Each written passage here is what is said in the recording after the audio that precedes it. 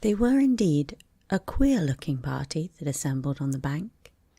The birds with draggled feathers, the animals with their fur clinging close to them, and all dripping wet, cross and uncomfortable. The first question, of course, was how to get dry again. They had a consultation about this, and after a few minutes it seemed quite natural to Alice to find herself talking familiarly with them, as if she had known them all her life. Indeed, she had quite a long argument with the lorry, who at last turned sulky and would only say, "I'm older than you and must know better." And this Alice would not allow without knowing how old it was. And as the lorry positively refused to tell its age, there was no more to be said.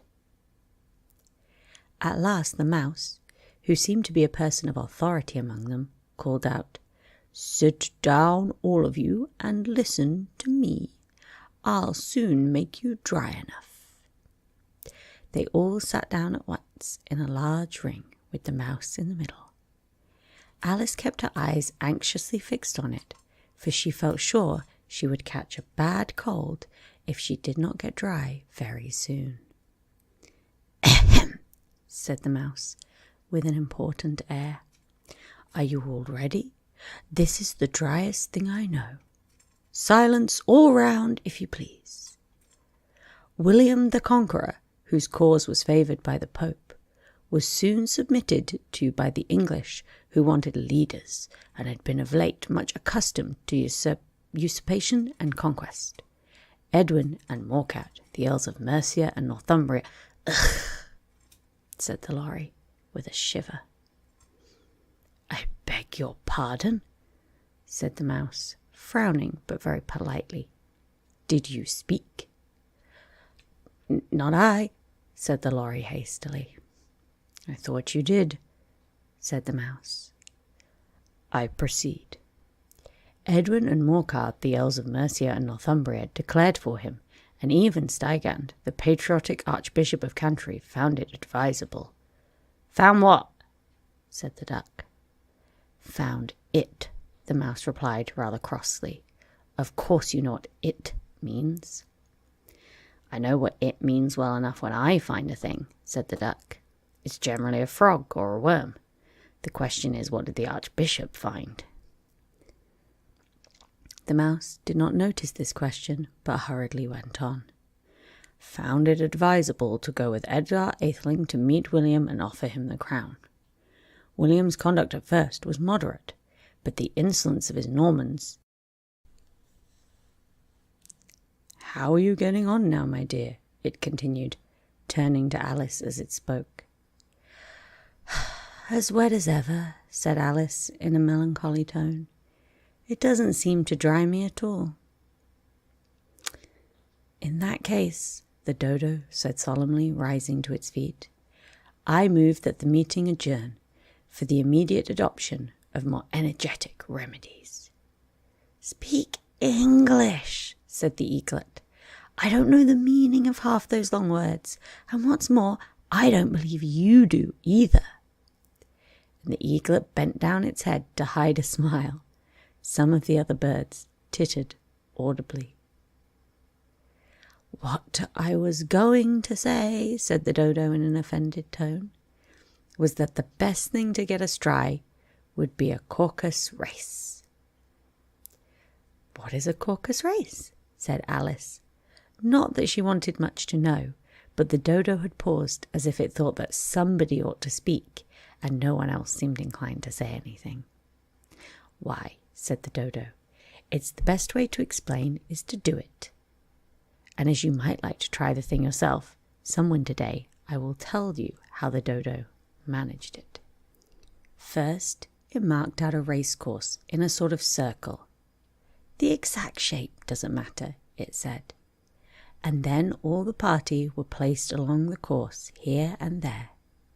There was no 1, 2, 3 and away, but they began running when they liked, and left off when they liked, so that it was not easy to know when the race was over. However, when they had been running half an hour or so and were quite dry again, the dodo suddenly called out, "The race is over." And they all crowded round it, panting and asking, "But who has won?" This question the dodo could not answer without a great deal of thought, and it sat for a long time with one finger pressed upon its forehead, the position which you usually see Shakespeare in the pictures of him, while the rest waited in silence. At last the dodo said, "Everybody has won, and all must have prizes." "But who is to give the prizes?" quite a chorus of voices asked. "Why, she is, of course," said the dodo, pointing to Alice with one finger, and the whole party at once crowded round her, calling out in a confused way, "Prizes! Prizes!" Alice had no idea what to do, and in despair she put her hand in her pocket and pulled out a box of comfits. Luckily the salt water had not got into it, and handed them round as prizes. There was exactly one apiece all around. "But she must have a prize yourself, you know," said the mouse. "Of course," the dodo replied very gravely. "What else have you got in your pocket?" he went on, turning to Alice. "Only a thimble," said Alice sadly. "Hand it over here," said the dodo. Then they all crowded round her once more, while the dodo solemnly presented the thimble, saying, "We beg your acceptance of this elegant thimble."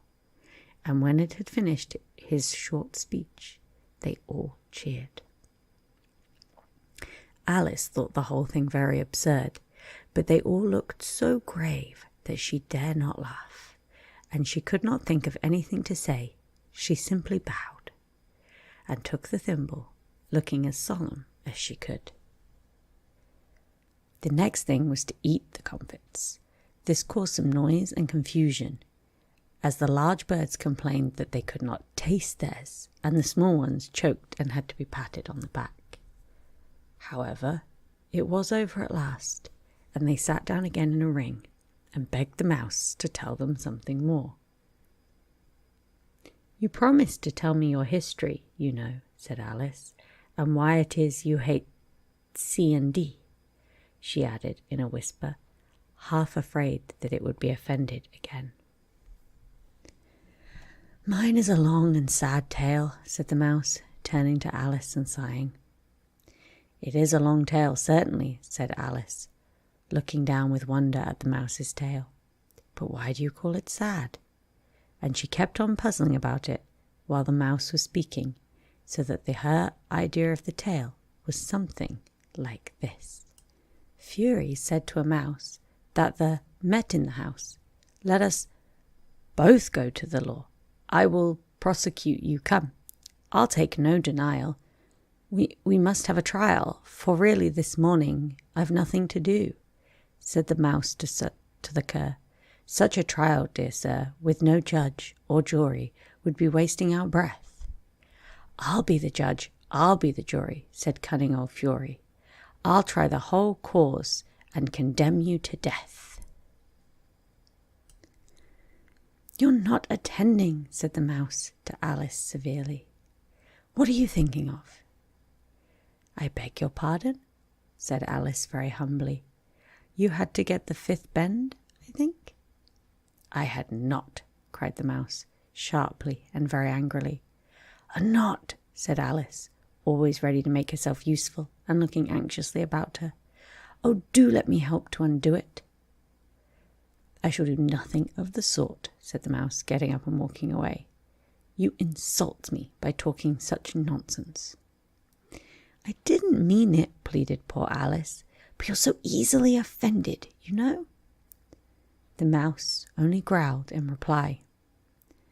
"Please come back and finish your story," Alice called after it, and the others all joined in chorus. "Yes, please do."